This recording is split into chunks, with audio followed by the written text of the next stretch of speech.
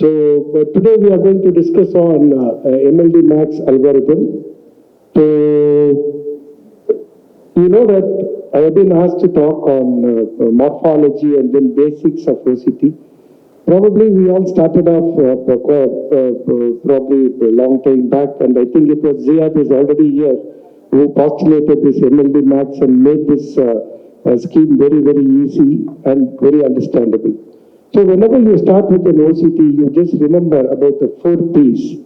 I think that is very, very basic. If you don't do this, your image acquisition is not going to be good. So as far as OCT is concerned, acquiring a good image is very, very important. Interpretation will become easy. So position the catheter distal to the lesion and perch the catheter very easily. Give a puff in the guide to make out whether there is a good clearance or the guide is well hooked, and then you pull back. So this is what is very important. And when you come to OCT, there are 2 types of pullback. One is 75 mm and then next is 54 mm. So basically 54 mm takes 30 seconds and 75 mm takes 22.1 seconds. And basically this is an high definition imaging where your clarity, especially if you want to concentrate on one specific place, do this system. And when you do, our old OptiView interface looks like this. So this is the angio co-registration, this is the cross-section, and this is the lumen profile, and this is the longitudinal view. See, the lumen profile is an excellent feature here. It is a 3D reconstruction of your angiogram. So it is called 3D angiogram. You need not check angiogram in 2 or 3 directions to decide the length of the lesion or the degree of stenosis. This is a 3D super angiogram where it is 3D constructed, and it will tell you that where is the narrowest point, and it makes your work very simple and easy. So this is lumen profile, and this is a longitudinal view, 2D view. You can make use of it. There are so many features we will try to concentrate. And coming to MLD Max now, what is MLD is the morphology of the lesion, length of the lesion and the diameter. And post-PCI, it is medial dissection, apposition and expansion. Apart from that, there are few things which may not be so important. We'll try to cover if possible, there is time. So coming to morphology, when you look at the normal coronary artery, it looks like this. This is the intima, this is the media and the adventitia. We are more concerned about the media here. Media is something, there are 2 layers, that is external elastic membrane and internal elastic membrane. When you concentrate on the media like this, so this is the media, this is the external and this is the internal elastic membrane. So we are concentrating much on this to differentiate most of the features on OCT. So this is like a band all around the vessel, and this is the adventitia that what we have. It is a mesh, something to represent. It looks like a mesh there. So normal coronary angio, it looks like this, or normal artery. So this is the intima. This is the media, that's the dark band, and then after this, whatever you have is the adventitia. So if you have all these 3 things, and probably if you are able to identify this, most of the time we can define the pathology in a coronary artery. And you should remember what is high attenuation and low attenuation. And high attenuation means light is not passing through that structure. That is, light is blocked. Low attenuation means light gets refracted or just passes through that. So this is low attenuation, or the light is slightly bent there. When you look at the OCT image, the first thing what you should see is, can you see the EL to EL, or that rope which I said, that is the external elastic membrane, or the adventitia? If you can see that, probably the pathology in that vessel is probably a fibrous block or it's a normal artery. It's a very simple thing. And if the change in the lumen, if you cannot see this, and if the change is there in the wall of the vessel, and if it is high attenuation, that means light is not passing through that, or you are unable to demarcate the lesion properly, it is liquid. And if it is a low attenuation, means the light is passing. If you are able to see the behind of that lesion, or if you are able to draw a line around the signal change, it is calcium. And if any change is there in the lumen, then probably if it is high attenuation means it is a red thrombus. That is, light is not passing. You cannot see anything behind it. And if there is light is getting refracted, then it's a white thrombus. I'll show you some basic examples for that. Yeah. So I will show you the basic examples for that. This is an artery which is a normal artery or a fibrous artery. See, you can see all the three layers and the light is passing through it. You are able to see the adventitia, you are able to see the external elastic membrane. So if it is something like that, it's a normal one. If you look at this, here and here, you can see all the layers of the vessel. And there is a pathology, narrowing of the lumen here. So this is a typical fibrous block that you have here. And now, look at this. Here, there is something in the wall here. You cannot make out what is behind it. So if something is like this, probably it is a lipid layer here. This bright structure is fibrous tissue, but here it is a lot of lipid. So you are unable to draw a line there, so it is lipid there. And look at this here, you are able to draw a line around this lesion, and you can see something behind this also. So if you see like this, it is the calcium that is we are having in this. So most of the thing, this is the four important thing. And in real-time practice, it gets mixed. Like it can be a mixture of calcium and lipid, calcium and fibrous, that you will just pick it up over experience. And if there is any defect in the lumen, and if you are unable to see anything behind, that is, light is highly attenuated, it is a red thrombus. And if it is something like this in the lumen where you are able to see all around the structure, it is the white thrombus. So these are the basic OCT findings. And more important, when you come to therapy also, all this morphology helps you to decide how you are going to treat it. If it is highly lipidic or probably a mildly fibrotic lesion, many times you can get away with direct stenting. So especially in acute coronary syndrome, where you really do not want to pre-dilate it and create problem, direct stenting is very good. So if you overly dilate in a lipidic area, probably you can get slow flow even there. So that is the important point. You can directly stent there. And about, of course, moderate to severe calcium, we all know that you need atherectomy, special devices like cutting and scoring balloons. Calcium is very important because we have a calcium scoring, because the treatment and then Achilles heel of angioplasty is calcium. And you all know this rule of 5, and now we have a rule of 3 also. I will not go into depth of this.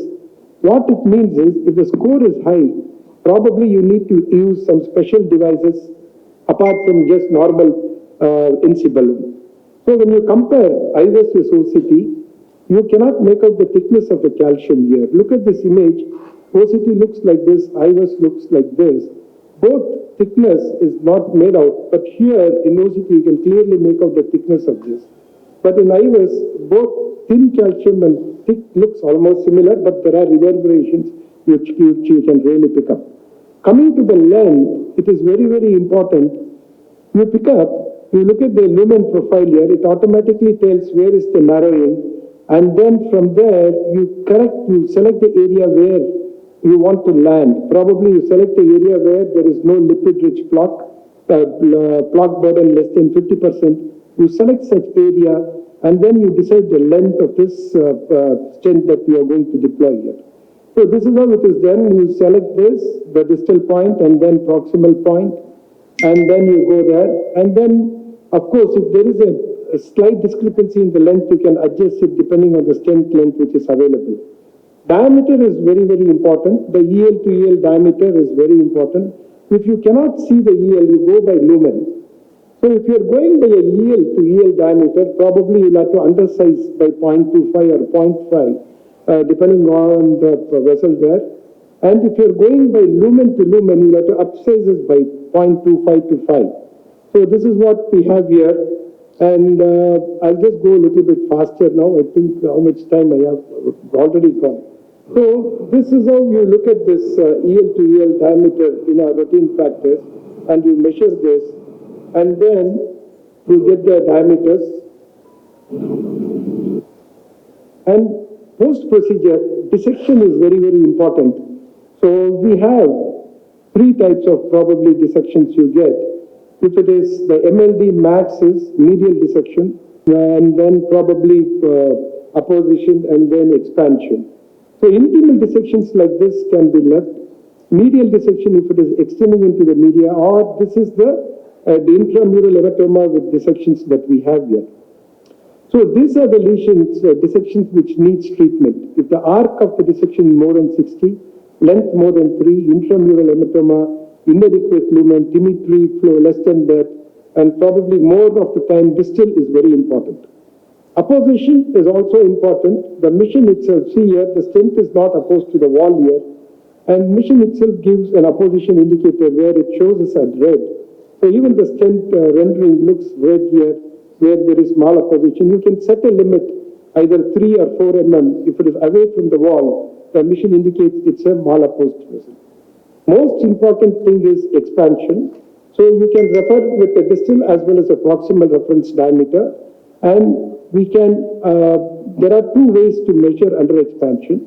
One is by, you can divide the entire stent into two, or it is a tapering mode. The machine itself calculates the area near the point where you are checking and tells you the expansion. It is acceptable to have at least 80% stent expansion compared to reference diameter. Ideal will be 90, but many times it cannot be possible. At least 80 is very important for that. And this is how you measure the stent expansion. I'll jump this, and then probably I'll show you one example here. In one case, you can see everything here. See, this patient had a circumflex stenting, and he came with stent thrombosis. Thrombosection was done, and they did not know why he had a stent thrombosis. So he was referred to me when I did an OCT. This is what you are seeing here. Look at the angiogram, it is completely normal here. You cannot pick up anything. But the OCT clearly shows that there are areas of malapposition, significant dissection, and under expansion, everything in the same case here. So I think this is a basic, and I had an example of a case which I will not show right now because of time. And last two slides I'll show you and stop here, and we'll go for the discussion. And the latest technology that what we have is, whenever we are treating, always aim for at least 80% stent expansion. Land in an area where there is less than 50% block area and there are no lipid. And you should not leave a major dissection. That dissection definitions I have already told you. And anything which protrudes like this is called tissue prolapse. If it is more than 20% and the flow is less, probably you should treat this. And malapposition more than 4 mm should be just lifted like that. Should not be lifted like that, should be treated. And now the latest technology what we have is 2.0. What it does is, the machine itself detects the EL to EL diameter. That is the advantage that we have. Here, when you see that the white line, whatever you are seeing, the machine automatically detects that at that area you can make out the external elastic membrane. So in the longitudinal view also you see here, it shows that at these areas we can make out the external elastic membrane 1. And coming to morphology, when you look at this orange, the machine itself detects wherever there is a calcium. So what is the use of this is, whenever treating it is for our ease. So here the machine detects the external elastic membrane and gives the EL to EL diameter here. And it detects the calcium, and this white mark shows you what is the thickest calcium that is. So here it is around 0.69 thick calcium. So these are two AI assisted assistants in the morphology today. And I think we will stop here. So for morphology, always think MLD max, morphology, length, diameter, and for post-procedure, medial dissection, apposition, and expansion. Thank you so much. Thank you, sir. This is a very lucid presentation as usual. Just a comment, what about the experience in acute MIs and ACS? How many time was it? You would have shown that also. It is a very useful tool in acute coronary syndrome, especially ST elevation, non-ST elevation. We regularly use it. And we have studies also showing that at least in 75% of the cases of acute MI, you will be able to do OCT. Probably around 25% of cases, you may not be able to do OCT for so many reasons, because of huge thrombus burden, LV dysfunction, or cardiogenic shock. Apart from that, in most of the cases, it is very, very helpful. You can make out the etiology of acute MI. You can make out whether it is a plaque rupture, erosion, or a calcific nodule. And if at all you are living for medical management, looking at the lumen diameter, just erosion, I think OCT is an ideal tool where you can defer stenting in most of the patients with acute MI with erosion. The lumen diameter is adequate.